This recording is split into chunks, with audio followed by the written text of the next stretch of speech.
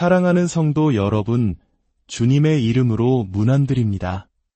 오늘 우리는 삶의 여정 속에서 때때로 마주하게 되는 깊고도 미묘한 마음의 그림자, 바로 비교라는 죄에 대해 함께 묵상하고자 합니다.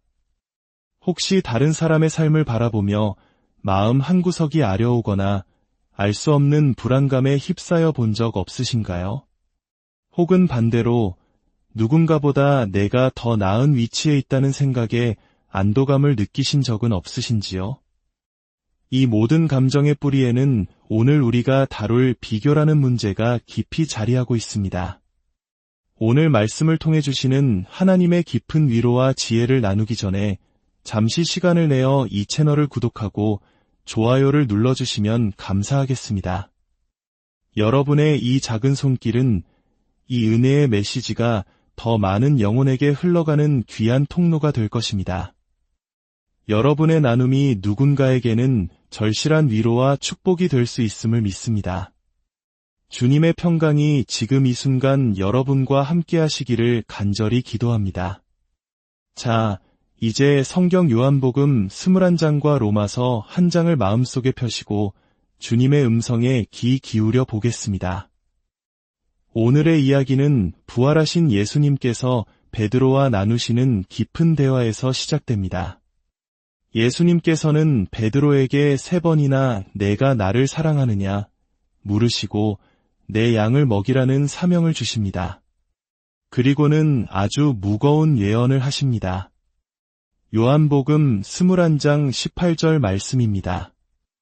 내가 진실로 진실로 내게 이르노니 내가 젊어서는 스스로 띠띠고 원하는 곳으로 다녔거니와 늙어서는 내 팔을 벌리리니 남이 내게 띠띠우고 원하지 아니하는 곳으로 데려가리라. 이 말씀은 베드로가 어떤 죽음으로 하나님께 영광 돌릴지를 예고하신 것이었습니다.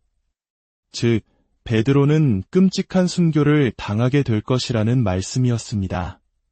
상상해 보십시오. 사랑하는 주님으로부터 그런 충격적인 예언을 들었을 때 베드로의 마음이 어떠했을까요? 바로 그 순간 베드로의 시선은 뒤따라오던 다른 제자, 예수님이 사랑하시던 제자 요한에게로 향합니다. 그리고 그는 예수님께 이렇게 묻습니다. 주님, 이 사람은 어떻게 되겠사옵나이까? 이 질문 속에 바로 비교의 죄가 숨어 있습니다. 베드로의 마음을 현대적인 언어로 번역해 본다면 아마 이럴 것입니다. 주님, 저만 이렇게 끔찍한 죽음을 맞이하는 건가요? 저 사람도 저처럼 고통스럽게 죽는다고 말씀해 주시면 조금이라도 위로가 될 것 같습니다. 혹시 저 사람의 마지막이 저보다 더 비참하다면 제 마음이 한결 가벼워질 것 같습니다. 우리도 그렇지 않습니까? 힘든 소식을 들었을 때 나만 이런 고통을 겪는 것은 아닌지 주위를 둘러보게 됩니다. 특히 우리 한국 사람들의 마음 깊은 곳에 자리한 복잡한 정과 한의 문화 속에서 우리는 끊임없이 타인과 나를 저울질하며 살아갑니다. 이때 예수님의 대답은 단호하셨습니다. 내가 올 때까지 그를 머물게 하고자 할지라도 내게 무슨 상관이냐, 너는 나를 따르라. 이 말씀은 마치 이렇게 들립니다. 베드로야, 너는 가난하게 살도록 부름받았다. 저 사람에게는 내가 복권에 당첨되는 행운을 줄지라도 그것이 너와 무슨 상관이냐. 너는 너의 길을 가며 나를 따르라. 오늘 우리는 이 베드로의 이야기를 통해 비교의 저주와 그 원인, 그리고 치유책에 대해 깊이 살펴보고자 합니다. 첫째, 비교의 저주는 무엇일까요?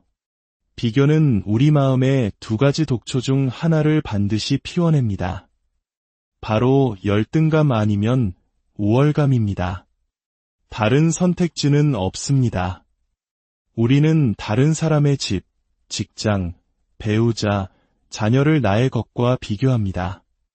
그 결과 내 것이 더 낫다고 느끼며 교만한 우월감에 빠지거나 혹은 내 것이 더 못하다고 느끼며 비참한 열등감에 사로잡힙니다. SNS에 올라오는 친구의 해외여행 사진, 동료의 승진 소식, 멋진 차와 집을 볼 때마다 우리 마음속의 저울은 쉴 새 없이 움직입니다. 이것이 바로 비교의 저주입니다. 불안과 교만, 이 두 가지 감옥 외에는 우리를 데려갈 곳이 없습니다. 비교의 두 번째 저주는 하나님을 향한 분노를 만들어낸다는 것입니다. 우리는 모든 것을 주관하시는 분이 하나님이심을 알기에 비교의 결과가 불만족스러울 때 그 화살을 하나님께 돌립니다. 하나님, 왜 저 사람에게는 저런 복을 주시고 저에게는 주시지 않습니까? 왜 저 사람은 사업이 잘 되는데 제 사업은 파산 직전입니까? 제가 기도를 덜 해서입니까? 제가 성경을 덜 읽어서입니까? 하나님의 사랑이 저 사람에게 더 많이 머물러 있는 것이 분명합니다. 이렇게 우리는 하나님을 원망하고 심지어는 하나님의 공의로우심을 의심하기 시작합니다. 이 분노는 다른 사람을 향한 시기심으로 결국에는 자기 자신을 향한 미움으로까지 번집니다. 하나님이 만드신 자신의 모습을 사랑하지 못하고 스스로를 비하하게 됩니다. 예수님께서 주신 두 번째 큰 계명, 내 이웃을 내 자신과 같이 사랑하라는 말씀을 기억하십시오. 나 자신을 미워하는 사람은 결코 이웃을 진정으로 사랑할 수 없습니다. 세 번째 저주는 사탄에게 문을 열어준다는 것입니다. 야고보서 3장 14절은 말합니다. 그러나 너희 마음속에 독한 시기와 다툼이 있으면 자랑하지 말라, 진리를 거슬러 거짓말하지 말라.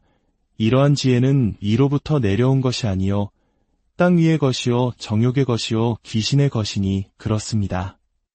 비교의 뿌리인 시기심은 사탄이 사용하는 통로입니다. 시기와 다툼이 있는 곳에는 혼란과 모든 악한 일이 있다고 성경은 경고합니다. 둘째, 그렇다면 이 비교의 원인은 무엇일까요? 첫 번째 원인은 하나님이 만드신 나 자신에 대한 불인정입니다. 우리는 하나님께서 각자에게 주신 고유한 모습과 재능을 받아들이지 못합니다.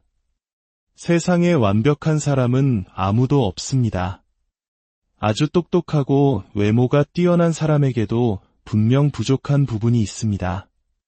하나님께서는 그 누구에게도 모든 것을 다 주시지 않습니다. 왜냐하면 우리는 서로의 부족함을 채워주며 하나의 몸을 이루도록 창조되었기 때문입니다. 고린도전서 12장은 하나님께서 몸을 고르게 하여 부족한 지체에게 귀중함을 더하셨다고 말씀합니다. 이는 우리 몸에 분쟁이 없고 오직 여러 지체가 서로 같이 돌보게 하려 하심입니다. 하나님께서는 우리가 상상하지도 못하는 평범한 사람에게 허리를 고치는 치유의 은사를 주실 수도 있습니다. 하지만 우리는 늘 무대 위에 서 있는 유명한 사람에게만 기도받기를 원합니다. 바로 내 옆에 앉아있는 형제, 자매에게 하나님께서 놀라운 은사를 주셨을 수도 있는데 말입니다. 다른 사람의 은사를 부러워하지 마십시오. 그것이 바로 비교이고 시기입니다. 대신 이렇게 기도해야 합니다. 하나님, 저에게는 어떤 은사를 주셨습니까? 하나님은 당신에게도 다른 사람의 것만큼이나 중요하고 가치 있는 은사를 주셨음을 믿으십시오. 두 번째 원인은 그리스도 안에서의 정체성 부족입니다. 내가 누구인지, 나의 부르심이 무엇인지 정확히 알지 못할 때 우리는 방황하며 다른 사람과 나를 비교하게 됩니다. 고린도후서 10장 12절은 명확히 말합니다. 자기를 칭찬하는 자들과 더불어 감히 짝하며 비교할 수 없노라. 그러나 그들이 자기로서 자기를 헤아리고 자기로서 자기를 비교하니 지혜가 없도다. 하나님은 우리를 비교하는 것이 지혜 없는 일이라고 말씀하십니다. 이 비교의 죄는 인류의 시작, 에덴 동산에서부터 시작되었습니다. 사탄은 하와에게 다가가 하나님과 자신을 비교하도록 유혹했습니다. 하나님은 너희가 갖지 못한 것을 갖고 계셔. 이 선악과를 먹으면 너희도 하나님처럼 될 수 있어. 이 유혹에 넘어가 아담과 하와는 하나님이 주신 자신의 모습에 만족하지 못하고 하나님처럼 되려는 교만에 빠졌습니다. 세 번째 원인은 탐심입니다. 탐심은 나는 저 사람이 가진 것을 원한다는 마음입니다. 저 사람의 소명, 저 사람의 은사, 저 사람의 가정, 저 사람의 인생을 원합니다. 이것을 더 깊이 들여다보면 이런 끔찍한 고백이 나옵니다. 하나님, 저는 당신이 제게 주신 인생이 마음에 들지 않습니다. 저는 저 사람에게 주신 저 인생을 원합니다. 여러분, 이 말을 절대 잊지 마십시오.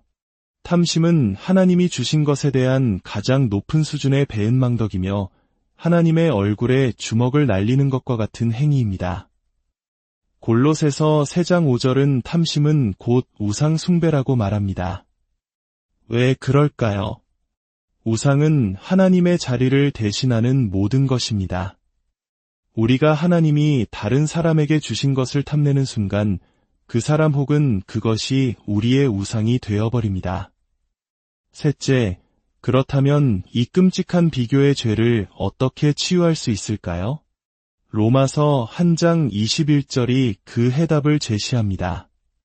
하나님을 알되 하나님을 영화롭게도 아니하며 감사하지도 아니하고 오히려 그 생각이 허망하여지며 미련한 마음이 어두워졌나니 이 구절에서 우리는 3가지 치유책을 발견할 수 있습니다.